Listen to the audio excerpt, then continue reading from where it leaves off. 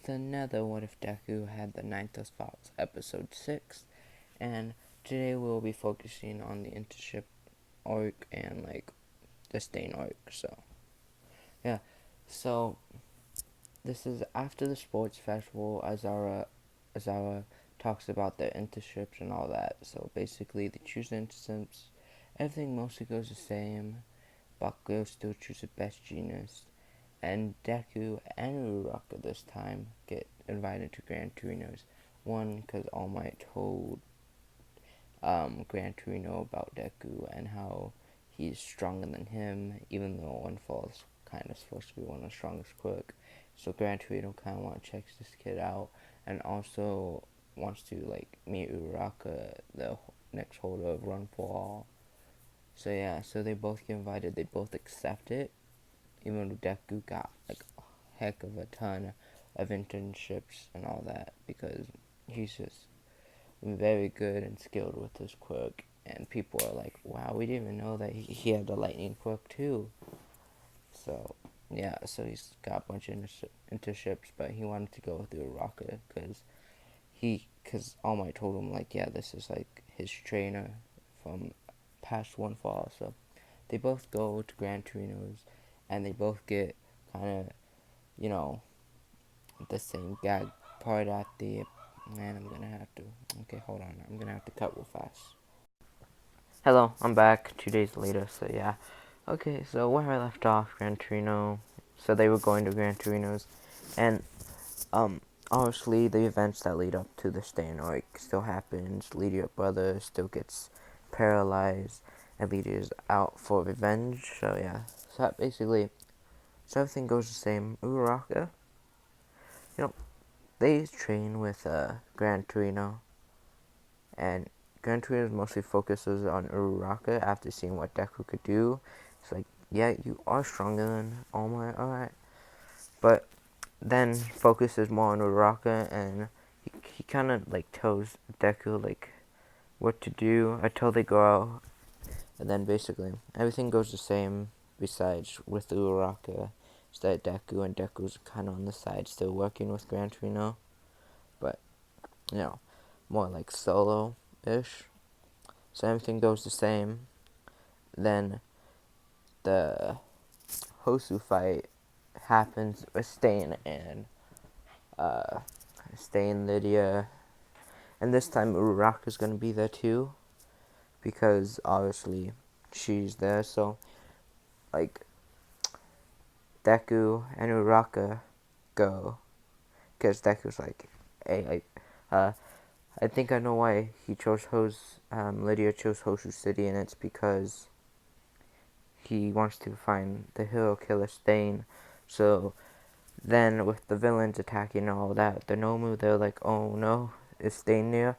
So then they go near an alleyway, the same path they took, and Deku turns on his one tail form to travel, and Uraraka turns on his zero gravity travel, and they find Lydia pretty fast, because Uraraka can float up high and look around farthest, and Deku could run fast. So they find it pretty fast, but let's just say it's the same part right before he gets killed, and Deku does smash us with his four tails, actually, because he unlocks four tails, because since he's kind of mad, and so then he just goes, punches him, and it's and this time it's not with only 5%, it's with 100% of the power, that he could use, so it's boost, and then they think that Sting got knocked out, but right before he gets knocked out, Stain is just cuts him,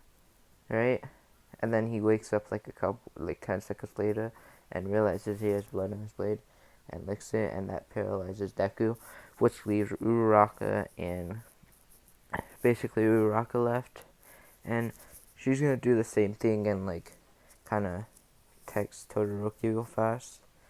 So after that, almost kind of the same thing happened, but with Uraraka.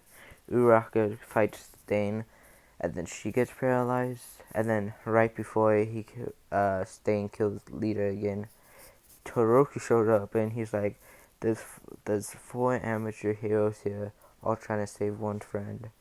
That's pathetic, but it's also heroic.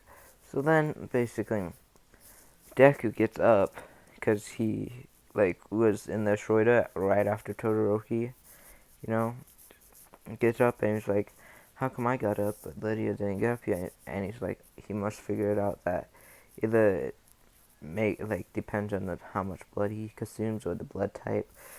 So then he's like, yeah, but he barely cut me, Lydia says. So he's like, okay, it must be based on the blood type then. So then Deku says what his quirk is to Todoroki. He's like, okay, I just can't let him touch me easy because all my mine is projectiles. So then after that, Todoroki literally just keeps on firing with Deku, and Deku kind of uses the finger smash, but obviously in his foretell form, and it's just so powerful that it destroys Todoroki's ice. So then, with that cleared, Stain's able to throw a blade at Todoroki to cut him, and he needs to recover the blade to paralyze him. But I'm gonna give him a little piece of equipment now, because it's kind of OP that Deku is using 100%. So he has a grappling hook now, Stain, to recover his items if he throws them.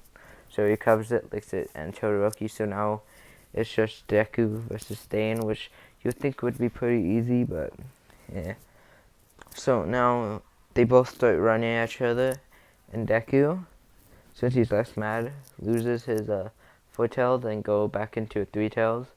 So now he's the same strength as All Might again, instead of a little bit higher. So now that he's a 3-tail for him, he runs up towards him and punches him, and it's just the same strength as All Might. And he's like, oh my gosh, you're so strong. And this time he didn't cut him, so when he gets back up, they just keep on going at it, because Stain has a very durable, he could take a lot of punches. So they keep on going at it until he gets cut one more time, and then he paralyzes him. But this time Uraraka gets up, so it's kind of like a back and forth.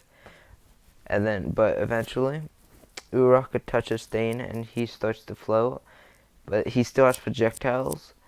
So he uses one of the projectiles to paralyze Stain, and then uses for the projectiles towards Lydia and Native, and this time Native doesn't survive, he actually gets killed. But Lydia, since she was floating and didn't really have that much control, it hits both his legs and both his arms. So now he has 4 blades in his legs and arms, so now he can't move even when the paralyzers wear off. But once Uraraka comes back up, he kind of can't stop floating, so he kind of just floats on for a long time until Uraraka says release.